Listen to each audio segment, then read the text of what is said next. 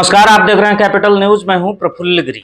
JPSC के परीक्षा परिणाम ने एक बार फिर ये साबित कर दिया कि पलामू की मिट्टी में संघर्ष के बीज ही नहीं बल्कि सफलता के वृक्ष भी पनपते हैं। जिन नामों ने इस बार इतिहास रचा है वे केवल रैंक नहीं है बल्कि उन असंख्य कहानियों के प्रतीक हैं जो कठिनाइयों के बीच सपनों को थामे हुए थे। पड़वा प्रखंड के कठौतिया गांव के रमेश कुमार गुप्ता का चयन राज्य प्रशासनिक सेवा में 28वीं रैंक के साथ हुआ है। नीलांबर पीताम्बरपुर के ओरिया गांव ने एक साथ 2 प्रतिभाओं को दिया। दीपक मेहता के पुत्र उज्जवल कुमार जिन्होंने 46वीं रैंक पाई है और झारखंड पुलिस सेवा के लिए चयनित हुए, वहीं कुमार चंद्रशेखर की पुत्री सुरभि कुमारी जिन्होंने 73वीं रैंक के साथ राज्य प्रशासनिक सेवा में जगह बनाई है। जैतू खाड़गांव के विवेक कुमार, पिपरा प्रखंड के सोनल, सतबरवा के विभूति पांडे, तरहस्सी के मुकेश गुप्ता, चैनपुर के दीपक पांडे, अभिषेक मिश्रा, आशीष कुमार और सुधांशु रंजन जैसे कई नाम ने पलामू का मान बढ़ाया है। कैपिटल न्यूज पर आप कई सफल अभ्यर्थियों के संघर्ष की कहानी को देखेंगे। आज हम अश्वनी अभिनव की सफलता को दिखा रहे हैं। अश्वनी अभिनव बचपन से ही कुशाग्र बुद्धि के थे। पहले नवोदय स्कूल में, फिर रेलवे में, उसके बाद और कई अन्य नौकरी को छोड़ते हुए वर्तमान में मेदिनीनगर एसडीओ ऑफिस में बतौर असिस्टेंट कार्यरत हैं।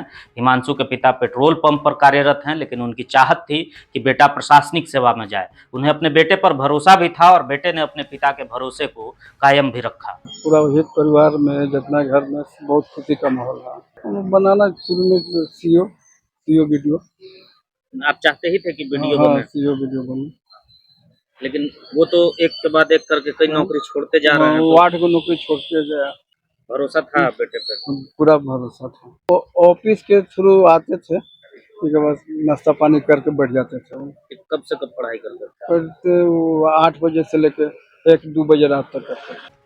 अश्वनी की सफलता पर पूरा परिवार गदगद है। अश्वनी की बहन और रिश्तेदार भी सफलता का जश्न मना रहे हैं। उन्होंने बताया कि अश्वनी ने सभी सुविधाओं का त्याग किया, सिर्फ अपने पढ़ाई पर फोकस रखा और बिना किसी बड़े शहर या बड़े कोचिंग इंस्टीट्यूट में तैयारी किए उसने सफल होकर परिवार का मान बढ़ाया है। बहुत बहुत गर्व हो रहा है। शुरू से ही हम लोग इसके ऊपर पूरा भरोसा था, एक दिन हम लोग सबका नाम जरूर रोशन करेगा और आज कर दिया और बहुत खुश हूँ। मेरे पास शब्द ही नहीं है ये बोलने के लिए कि मैं कितनी खुश हूँ कि मेरा भाई जो है इतना ज़्यादा सफलता की ऊंचाइयों पर पहुँच गया है, जबकि उसने बहुत सारे सुविधाएं नहीं ली हैं। आज की युवा जो है उनको बहुत कुछ चाहिए होता है, उनको एक से एक कोचिंग संस्थान चाहिए होता है। वो कहते हैं कि डाल्टनगंज में कोई व्यवस्था नहीं है, हम बाहर जाके पढ़ाई करेंगे। लेकिन मैं आपको ये बता दूं कि मेरा भाई एक भी दिन पढ़ने के लिए कहीं बाहर नहीं गया और डाल्टनगंज के ही रिसोर्सेज और डाल्टनगंज में ही जो चीज़ है उसी का यूज़ किया। और सबसे इम्पोर्टेंट, उसने अपने आप ऊपर कॉन्फिडेंस रखा और सेल्फ स्टडी किया और आज वो इस मुकाम तक पहुंच गया है। और अश्वनी अभिनव की मां जो अपने बेटे को तैयारी के दौरान आधी रात से भी ज्यादा 2 बजे 2:30 बजे रात तक पढ़ते हुए देखती थी और बार बार ये मिन्नत करती थी कि बेटा अब सो जाओ। जागते बेटे को देखकर मां की आंखों की नींद भी गायब हो जाती थी। अब वो बेहद खुश हैं और उनकी आंखों में चैन की नींद भी दिख रही है। इसको जब हम बोलते थे तब जाके सोता था, ये जल्दी सोता ही नहीं था। कितना बजे तक जागते थे? हाँ, 2 बजे 1:30 बजे रात तक ही जागते थे। तो आप भी जागते होंगे इनके पीछे? हाँ, हमको भी नींद नहीं आती थी। अब चैन का नींद आएगा ना? हाँ जी, हाँ, सुनाएगा नींद।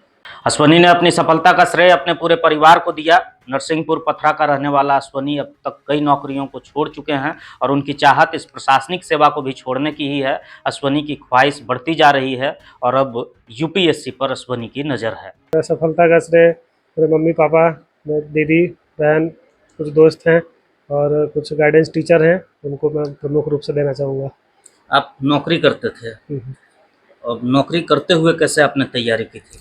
एक जुनून शुरू से ही था कि प्रशासनिक सेवा में जाना है, लेकिन मध्यम वर्ग से होने के साथ में जब जॉब मिला तो ज्वाइन कर लिए।